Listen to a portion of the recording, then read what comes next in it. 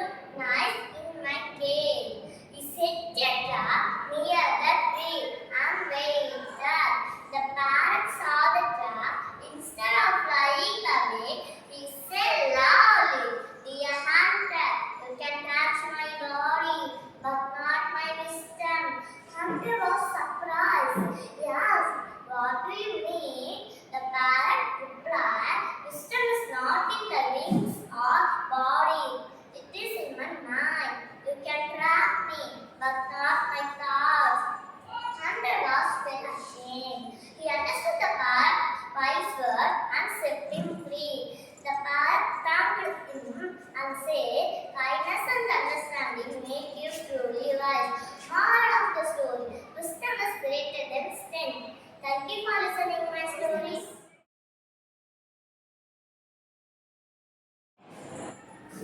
Namaste to Varnal Kadashya. I'm B.Githika. Today I'm going to tell a story on the topic Whispers of the Fig Tree.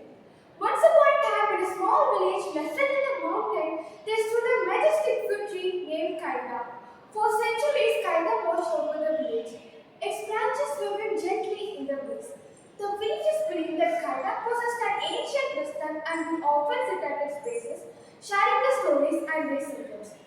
A young boy named Kaito would often visit Kaida to listen to its whispers. He would bring the offerings of pine cones and berries. In return, Kaida would share of the tales of the forest and its secrets.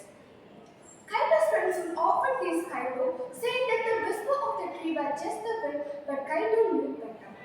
One winter, a harsh snowstorm hit the village, and the villagers began to worry about their food supply. Kaida remembered the whisper of Kaida about a hidden spring deep into the forest. He set out to find it, braving the storm. As he reached the spring, the whisper of Kaida guided him. The spring's water revived the crops, and the villagers celebrated it. From that day on, Kaito visited Kaida more often, listening to the tales of forest and the importance of listening to the nature's whisper. Moral of the story: the story of Kaida teaches us to listen to the nature's whisper and our own inspiration. By paying attention to the subtle signs and signals around us, we can find guidance and wisdom to navigate our life's challenges. Thank you. I once again thank you for giving me this wonderful opportunity. Have you ever felt too afraid to take the very first step, even if everyone around you has already done it? That's exactly how a young seagull felt, standing on the edge of a cliff, looking at the vast, endless sea below. Namaste to one and all. I am S.Nikitha of class 10E, and today I am here to share a valuable story with you all. Yes, that's his first flight. The young seagull was alone on his ledge. His brothers and sister had flown the day before with their parents. He had tried to fly, but his fear held him back. Even as he saw his siblings run to the brink and soar, he could not summon the courage. His parents called him shrilly, threatened to let him starve, but he could not move. For 24 hours, he was alone. The day before, he had seen his family flying, diving, and skimming the waves. He had also seen his older brother catch his first herring and devour it as his parents flew around him with a proud cackle. All the morning, his family on the opposite plateau taunted him with his cowardice. Then the sun blazed on his ledge. He felt the heat. Tired and weak, he stepped to the brink and he pretended to fall asleep with one leg folded. His siblings dozed, his father pleaded, but his mother watched him. She then tore at a piece of fish and scraped her beak on the rock. This sight maddened him. He screamed, "Ga, ga, ga, ga kola." His mother answered him in a teasing way. But still he persisted. Soon his mother flew with a piece of fish. But she stopped just opposite. The fish was within his reach. Maddened by hunger, he dived and fell into the space with a scream. Terror seized him. But this lasted just a moment. Then he felt his wings spread wide open and air rushed past him. His mother scream, and he answered her with another joyous scream. His father flew over him. His siblings flew around him. And after some time, he saw his family landing on the green flooring ahead of him. He dropped his legs to stand, but he did not stand on the land. He felt his legs sink in the water.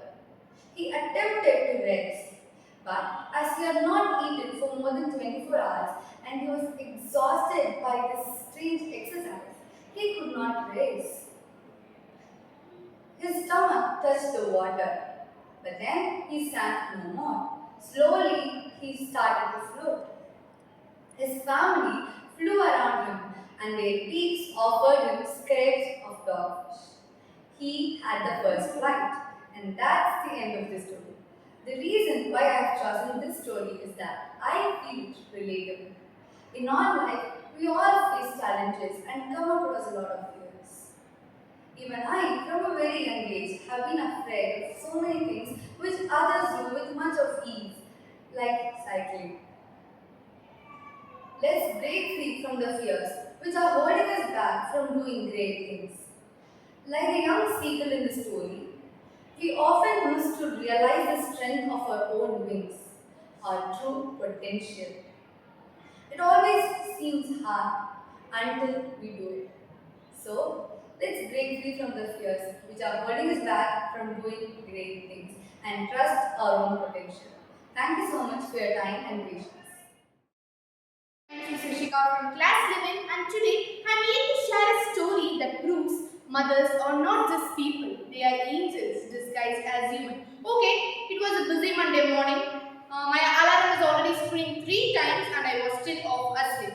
I got shouted, irritated and Mom, where is my uniform again? Within minutes, she appeared calm, smiling and holding my neatly ironed clothes. She said, next time wake up earlier, Dhamma. Softly, no anger, no tension, pure love and patience. And that day, when I returned home very exhaustedly, I found my mom sitting by the window, rubbing her tired hands.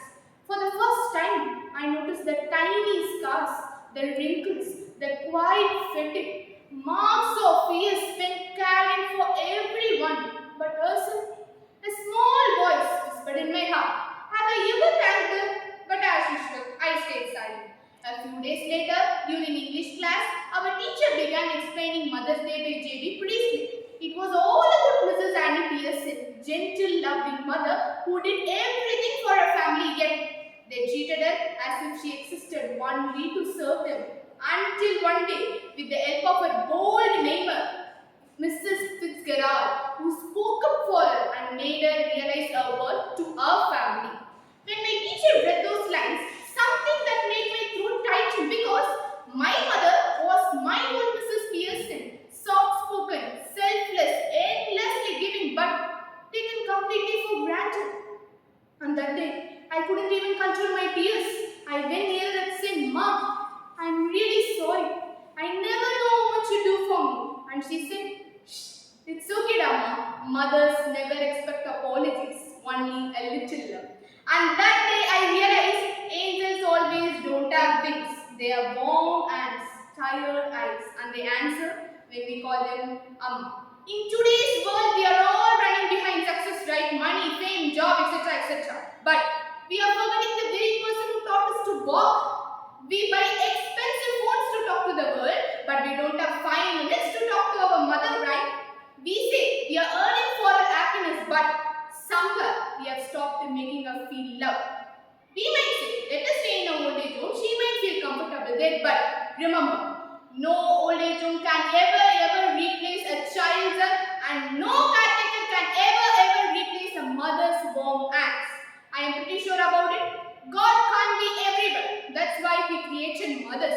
A mother's smile, her love, her sacrifice, all are the living reflections of God's grace. That's why I truly believe mothers are the living creations of God. So before it's too late, let's get back to her. All ever she wanted was not your money, was not your fame, just your time, a little memories, a few moments, a little love. The Mother's Day lesson taught me that appreciation should begin with home. The first person I should thank is is my mood. I hope you will too. Thank you.